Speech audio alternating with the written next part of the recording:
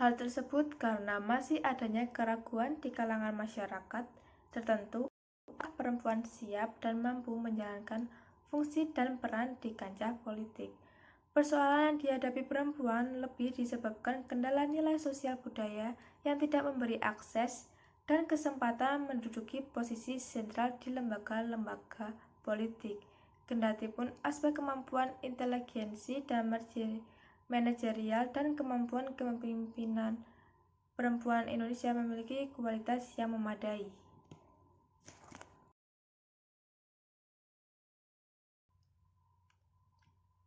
Sebuah penelitian menyimpulkan, meski nilai anak perempuan sering lebih baik daripada laki-laki, tingkat kepercayaan diri yang lebih rendah dibandingkan anak laki-laki mempengaruhi bagaimana perempuan memutuskan untuk mengejar pekerjaan di ilmu pengetahuan dan teknologi atau di bidang lain. Data UNESCO dan Korean Women's Development Institute menggambarkan sejumlah ilmu terkait di bidang STEM di perguruan tinggi Indonesia sendiri sebenarnya diminati perempuan. Sebanyak 88% responden memilih biologi dan 80,7% menaruh minat pada farmasi. Sisanya pilihan perempuan jatuh pada sejumlah disiplin ilmu lain seperti kedokteran sebesar 73%, kimia 66,8%, matematika sejumlah 57,7%, dan fisika sebesar 38,9%. Perusahaan pun sebetulnya sudah jarang mempermasalahkan gender dalam perekrutan karyawan baru. Hanya saja beberapa dari mereka mempertimbangkan perempuan dalam posisi tertentu karena sifat alamiah perempuan yang dianggap takut kotor, memiliki kapasitas yang berbeda dengan laki-laki, hingga problematika perempuan jika dalam keadaan hamil, kemudian melahirkan dan harus mengasuh anak. Ketakutan-ketakutan tersebut menjadi faktor pemicu mengapa STEM makin terasa sulit medannya untuk perempuan. Sebagai contoh, Olga Rezkionova mengaku mempelajari STEM sejak usia dini dan menjadi ahli perangkat lunak, bahkan gaji 30% lebih tinggi karena keahliannya. Ada masanya saya adalah satu-satunya perempuan yang membuat program komputer di perusahaan. Saya menghadapi beberapa masalah yang serius, namun saya bertahan dan sekarang mendapat gaji 30% lebih tinggi, kata Olga seperti yang dilansir BBC.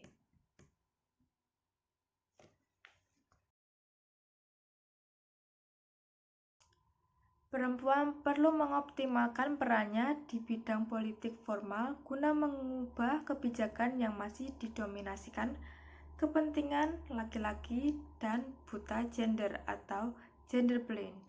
Perempuan harus mengejar ketertinggalannya selama ini dengan bekerja ekstra, memberdayakan para kandidat yang akan duduk di lembaga politik formal dengan membekali pendidikan, kemampuan kepemimpinan, dan sebagai guna mendukung kinerjanya sebagai tokoh politik.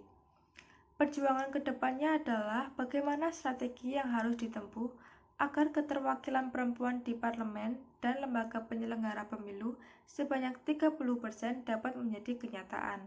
Untuk itu, perlu mendorong parpol-parpol yang ada untuk menominasikan 30% calon legislatif perempuan dan mendorong kader-kader perempuan pergerakan untuk maju di seleksi lembaga penyelenggara pemilu. Seperti yang pernah saya lakukan, erat kaitannya dengan hal ini penting meningkatkan pendidikan politik bagi perempuan pemilih sehingga mereka secara cerdas memilih waktu dan parpol yang dapat menyuarakan aspirasi mereka. Terus terakhir dari saya, implementasi hak-hak politik dan partisipasi politik adalah kunci. Perempuan harus keluar rumah, bangun organisasi, dan pergerakan perempuan melawan patriarki, militerisme, dan kapitalisme. Sekian penjelasan dari saya. Mohon maaf jika ada salah-salah kata. Wassalamualaikum warahmatullahi wabarakatuh.